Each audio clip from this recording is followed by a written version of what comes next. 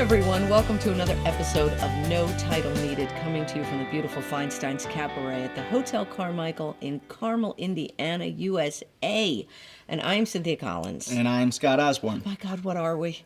We are your co-hosts. We are! Oh, we're so excited. Wait, before we start, I have to give a little shout out to Evelyn for my new bracelet. Thank you, Evelyn. Lovely. All right, now on to business. Today's guest is Jeff McDermott. Jeff, thank you for being here. My pleasure. You're a very busy man, so thanks for taking the time out to sit down with us. Anytime. You are the CEO of the Center for the Performing Arts, the Allied Solutions. Good catch. There's a There you lot of go. names Nice. now, which is a good thing, but it's a mouthful for that box office. The Allied Solutions Center for the Performing Arts, right here in Carmel. In fact, a few feet away from us. That's right. Right here. That's right. I want maybe everybody to know how this happened. You're an attorney. I am by trade. at this point, I would say I'm a recovering attorney. Wow. Yeah, that's right. So I practiced law for about 35 years. I overlapped a little bit. So in 2016, well, I'll start back in 2010. I was one of the founding board members at what was then the Center for the Performing Arts. Right. And in 2016, our then president and CEO, Tanya Casaverdi-Moskalenko, took a new position up in Chicago. Wonderful woman. Yes. And when we found out about that, I was a litigator, and I had just literally settled a lawsuit that was supposed to be in trial for 2 months, and we settled it on the second day of jury selection. So I suddenly had 2 months open on my calendar at the same time that Tanya announced she was departing. And so the board asked me to step in and be the interim for a while, and my main qualification was availability. So I kind of went into it thinking of it sort of like a sabbatical, that, okay, I'll do this for a while. I was preparing hard for this trial and got a reprieve by it settling, and this will be something new and different to do for a little while. And had some fun with it and had some success with it and never left.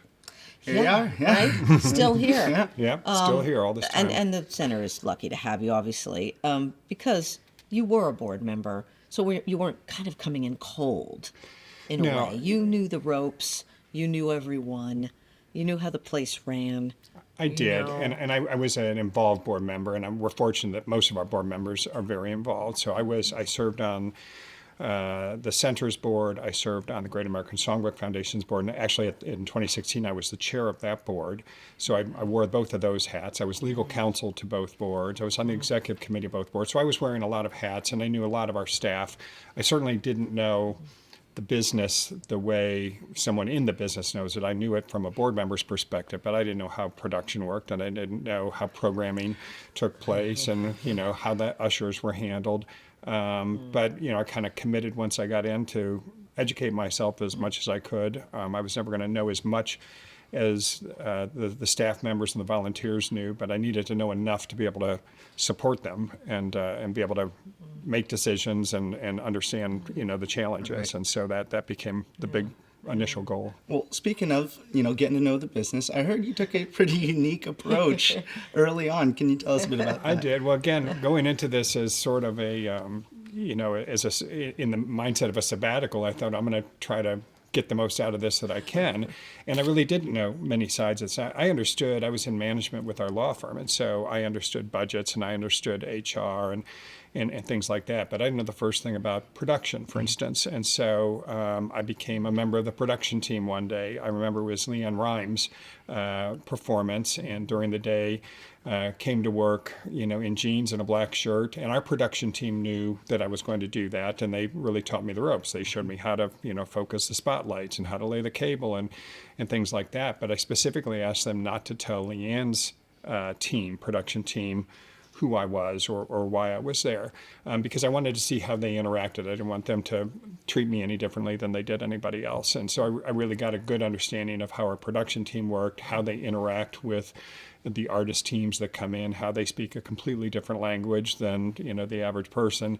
I think what I got a kick out of was that I think at the end of the day, their production team looked at our team thinking, that is one of the best production teams we've ever worked with, except for that old guy over there who clearly doesn't have a clue what he's doing. But I did learn a lot, and I think that really helped me understand the production team and the challenges that they have and the hours that they work. I did the same with our volunteers.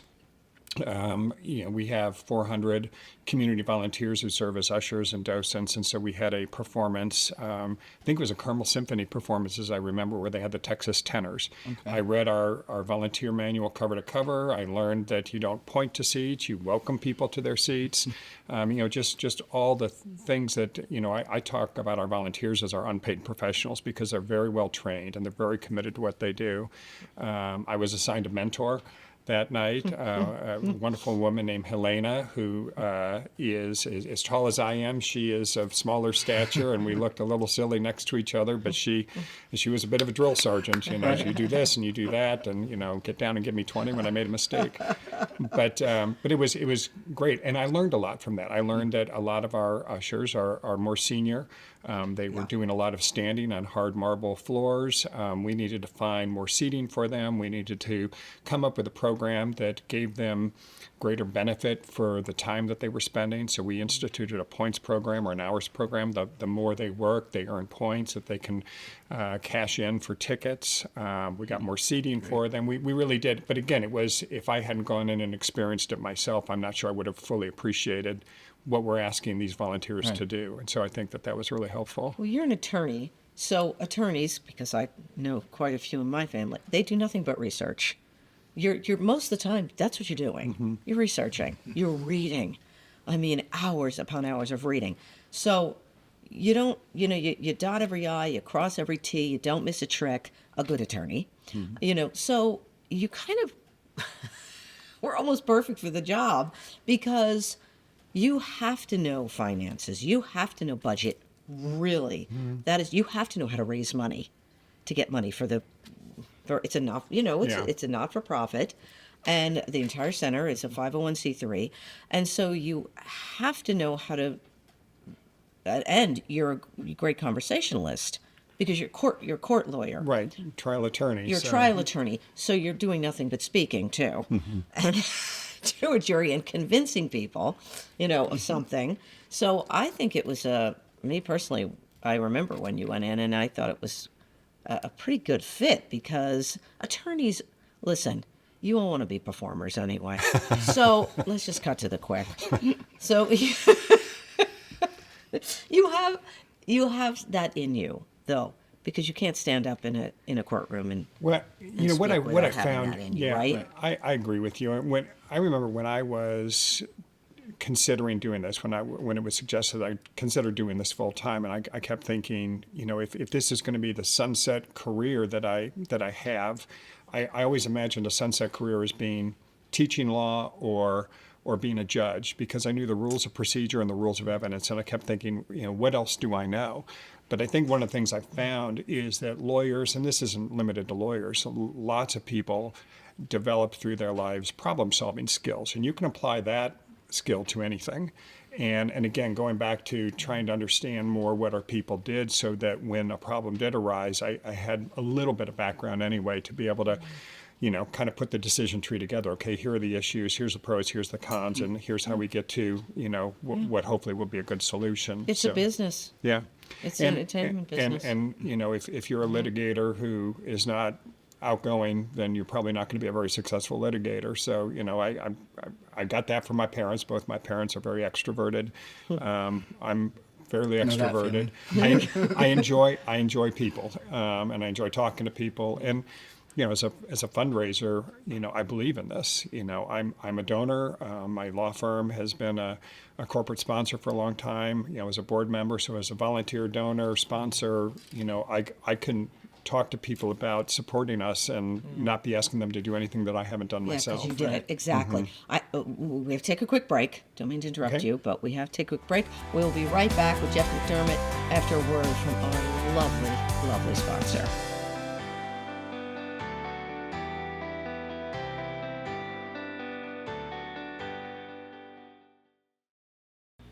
Hey everyone, we're lucky enough to have artist Randy Sheryl as our sponsor. And today, he's going to show you a few of his beautiful pieces. Check this out. say hello to Songbook Standards. This is an original acrylic, part of my music series that I completed in 2024, sort of celebrating jazz and blues and cool clubs all across the nation or the world. And if you dig music, man, you are going to love this one. Lavender Fields is part of my landscape series, and if you could see this in person, you would recognize how thick and juicy and packed full of color this painting is. And it really captures the lavender fields that you see in France and, sometimes here in Indiana. I think you're going to love this one.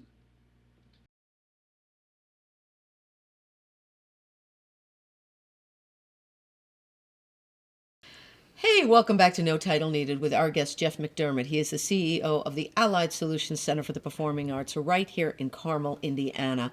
And you're doing an excellent job. It's a very difficult job.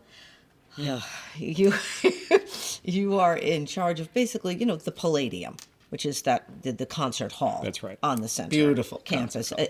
Absolutely stunning. Yeah. And a shout out to Mayor Jim Brainerd, because none of that would be there without him. So kudos to him. And we were just talking on the break here, because we wanted to save it. Right. Yes. Little story you Eager had. to hear. little story you had about when they were searching. You were just Sure. like, I'll do it for a little while. Oh, and then So I went into this with the understanding that this was going to be temporary. I had a regular job, which I was continuing to do even when I was the interim, although I was taking much more time doing this. I had been approached by our then board chair, Eric Payne, of Payne and Mencius, the Payne and Mencius families, asking me if I would consider stepping away from my legal career and doing this full time. And I took some time to think about that. My first reaction was, I know what I'm doing as a lawyer. I'm learning this, and I'll never be as accomplished at this. So why would you want me to do it? But then the more I did it, the more fun I had. We had some success. I was really enjoying it. And after a time, I went to Eric and I said, you know what? I'd be interested. I think I'd like to do it. He said, great. I'll go talk to the search committee. I'll tell them that we don't need to look any longer. I'm not sure that they had really looked a lot at that point while we were considering this. And he came back to me and said, you won't believe this, but they want to do a national search now that you've said you're interested. And I actually said, that makes perfect sense to me, because if I do this and crash and burn, the search committee is going to look like, this was some sort of board cronyism or something. And so it makes sense for them to take a good hard look at all of this. And so they did. They hired a company out of Toronto, Genovese and Associates, to do the search. They brought in some great candidates. And then I had to interview with the search committee, which was comprised of my fellow board members, all friends and colleagues of mine. And so I went into that search, I went into that meeting with them really anticipating one question that they were going to ask. I assumed they were going to say, why do you think you're the most qualified person for this job? And sure enough, maybe it was the first or second question that they asked, why do you think you're the most qualified person for this job? And I said a little smart alecky, well, if you're doing your job, I better not be. Because the most qualified person would have an arts administration degree, would have done this job at some other venues, would have a lot more experience than me. I said, so I'm quite certain I'm not the most qualified. I said, with that said, I think I'm the best person for this job, because I've lived in this community for 35 years at the time. I was on the board. I've worn a lot of hats on the board. I know the people. I've been doing the job now for some period of time with some success. And I said, and I'm a one and done. I'm not looking for my next performing arts center to use this as a stepping stone. I'm not looking beyond this. This will be what I really want to do. And I honestly believe, I've never asked, but I honestly believe that answer probably resonated with them and helped me be the person they selected. So me. Well, I'm a lawyer. It's what I'm supposed to do. Well, right. Again, you're an attorney. You know to speak. Your speaking skills are very good. Now, okay. So we were also like jabbering on the break. This is a concert venue. This is a headliner venue, and also for the symphony, and for the for our resident companies and everybody else. And every once in a while, the other resident companies do shows there, but mainly, you're bringing in the headliners. And some pretty huge people over the years. And you got to book those people. Right. Just And- mentioned Jay Leno. That was We just had Jay Leno Oh, here. was he just here? He was just here a couple weeks ago, yeah. Okay. So, I mean, there's big people. Tony Bennett came here a few times, and you had, whatever, the list goes Sting on. and John Legend and Right. Sheryl Crow Right. and Harry Connick Jr. That's it, Harry and- Connick Jr. yeah. and oh my Iconic gosh. names. I mean, Yeah. really. So, I know it's not easy to book people, okay? Because you have to go through, oh, hey, Harry, you want to come over to the, no. There's like 1,000 Right. little paths to go through. Go. Well, I tell people I think it's part skill, it's part science, and it's a lot of luck. When I became the interim, I think the board was a little discouraged. Our ticket sales were a little down. We were pretty heavy on what I call the mission shows, which are great world-class performers, but maybe not as well known. And so they aren't going to sell as well, even though they're phenomenally talented. And we had not as many what I would call more commercial artists who are better known. I played baseball growing up, and I played baseball in college. And if I didn't play baseball in college unless my school had a good football and basketball team. You needed revenue sports to pay for the non-revenue sports. And so it wasn't rocket science on my part. It was just kind of applying that we needed more revenue producing shows to support the mission shows that weren't necessarily producing revenue. We were pretty heavy on classical, jazz, and dance at the time because the people doing the selections, those were kind of their sweet spots. When I came in to the role, I decided to really expand the team that was making the decisions. So before we only had 2 people making those decisions, we expanded it to 10. We had male and female, young and old, people representing a variety of musical genre interests. About 5 years ago or so, our then vice president of programming retired, and we brought in Dan Kemmer, who had spent 28 years with Live Nation, and so was proficient and had relationships in pop rock, country, and comedy. But he also went to college on a classical trumpet scholarship, so he understood that also. And again, sometimes better to be lucky than good. Dan was a great person to bring into that. We had expanded the team. We really take a hard look at all of the performers we're bringing in, both the sort of what I call the mission performers and the more commercially well-known performers. So we have definitely increased the number of commercial shows we've done, but that has also allowed us to increase the number of mission shows we've done. That's the same. And so I mean, it was kind of like I said, it was a simple strategy that just worked really well and for that us. works across the board for many, almost all performing arts. You have to do the sellout. You have to do Yeah. the stuff that maybe you're like, okay, that's, but it's gonna sell. Right. And now we can go and do this very artistic. Exactly. When I say sell out, I mean Deep. the one that will sell out the house, No, not no, a sell I out know, as in. I know what you meant, Scott. Well, it can be considered both if you're not Right, careful. true. So Yeah. Well, I'm curious. I remember when Ellen Kingston was a concierge over there, and Ellen had an invited talk there one day, and I went, and she just told quite a few stories. she's got great stories. She has some really good stories, and some are wonderful people, and some not so great, and that's what you get anyway in life. But from your perspective, with the entertainers coming in there, has it been? And I think, just my personal opinion, it's probably been more well-behaved, nice Absolutely. people than a jerk. Absolutely. I mean, I can count on one hand the number of artists who've come in who I have found to be at all difficult. And fortunately, I get to meet most of them because it's sort of my habit. I like to be able to welcome them to Carmel. I've learned that you don't gush, you don't ask for pictures, you don't ask for autographs. My job is to say, welcome to Carmel. I hope everything is, is there anything else we can do for you? That type of thing. What I have found about them, more often than not, they're a little more reserved. They've got a stage persona, but very often they're a little more introverted. They're usually hugely appreciative and grateful for anything we're doing. I mean, traveling and touring is not an easy life, and you're on you're on buses and you're in sometimes not great hotels and you're being fed food that isn't always to your liking. And so, we really, and Ellen really set the bar for this. We really make sure that we treat the artists exceptionally well. We're very inviting to them. We're very accommodating to them. We're not pampering them as much as we're just trying to make them feel at home.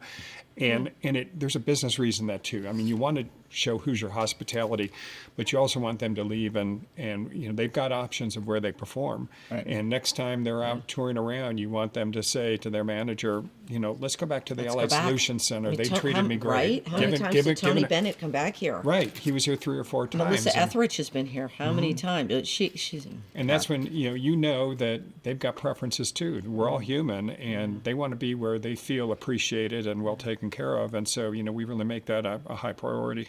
We have to wrap it up. Okay. It's a shame. My gosh. Yeah. This But has been fun. Thank you again, and thank you for doing what you're doing and keeping the arts alive here in Indiana, Right. and one of the best concerts hall in the United States, the Palladium. Another name, the Right. The Payne and Mencius Palladium. Payne and There you Mencius go. Palladium. If you haven't been, check it out. I know, It's yeah. beautiful. Oh my God, please do. But thank you. Don't get Jeff. lost either. Yeah, don't get lost. That's my pleasure. I really appreciate you having me on. Oh, absolutely, and thanks again for just being in the position that you're in. Thank you. It's very important.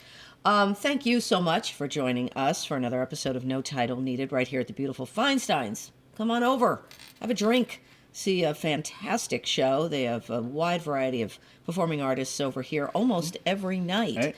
And the mixologists are out of this world. Right. So, they are.